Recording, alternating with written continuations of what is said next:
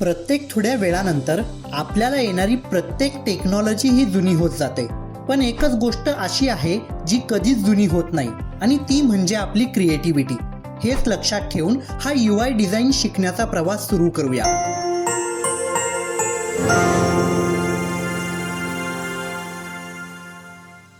मागच्या भागात आपण बघितलं की UI डिझाईन काय असते, UI डिझायनरला पॅकेज किती असतं, UI डिझाईनमध्ये करिअर आहे का, या सर्व गोष्टींवर आपण चर्चा केली.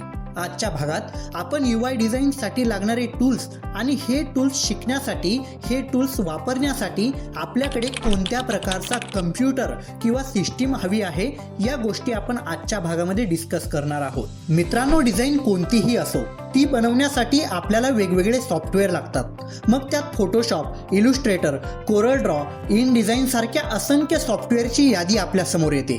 पण ज्यावेळी गोष्ट UX आणि UI डिझाईनची येते त्यावेळी आपल्याला दुसऱ्या सॉफ्टवेअरची मदत घ्यावी लागते.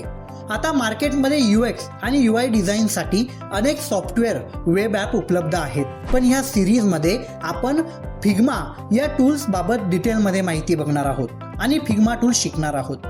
वरील टूल्स हे आपल्याला साध्या आणि सोप्या पद्धतीने UX UI डिझाईन करायला मदत करतात. आता बघू आपल्याला हे टूल्स कशा प्रकारे मदत करतात. या सगळ्या UX UI डिझाईन सॉफ्टवेअरमध्ये आपल्याला वेगवेगळे इनबिल्ट टूल प्रोव्हाइड केले जातात, जसे की hand tool, pen tool, text tool यांसारख्या टूलच्या माध्यमातून आपण UX UI डिझाईन आणखीन सहजरित्या करू शकतो. आता प्रश्न असा असेल की आपल्याला हे सर्व टूल फोटोशॉपमध्ये देखील मिळतात, मग आपल्याला UX आणि UI डिझाईनसाठी वेगळी सॉफ्टवेअर गरजेची का असतात? कारण आपल्याला UX आणि UI डिझाईनमध्ये जास्तीत जास्त व्हेक्टर बेस ॲप्लिकेशन हवे असतात. आणि दुसरं सगळ्यात महत्त्वाचं कारण म्हणजे प्रोटोटायपिंग. प्रोटोटायपिंग म्हणजे प्रॉडक्ट डिलिव्हर होण्यापूर्वी युजरला त्या प्रॉडक्टचा एक्सपिरियन्स कसा असेल हे प्रोटोटाईपच्या माध्यमातून समजते. या सगळ्या गोष्टींची माहिती आपण डिटेलमध्ये बघणार आहोतच. हे सगळे फंक्शन आपल्याला ह्या UX UI डिझाईनच्या सॉफ्टवेअरमध्ये अगदी सहजरित्या वापरायला मिळतात. म्हणून आपण UX UI डिझाईनसाठी वेगळी ॲप्लिकेशन किंवा सॉफ्टवेअर वापरत असतो.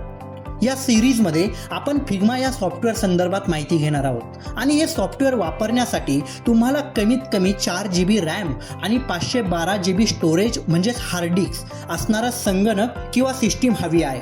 आजच्या व्हिडिओमध्ये इथेच थांबूयात. पुढच्या व्हिडिओमध्ये आपण UX आणि UI डिझाईनचे फंडामेंटल्स बघणार आहोत. तरी अशाच माहितीपूर्ण व्हिडिओसाठी आत्ताच मराठी.com या चॅनेलला सबस्क्राईब करा. धन्यवाद.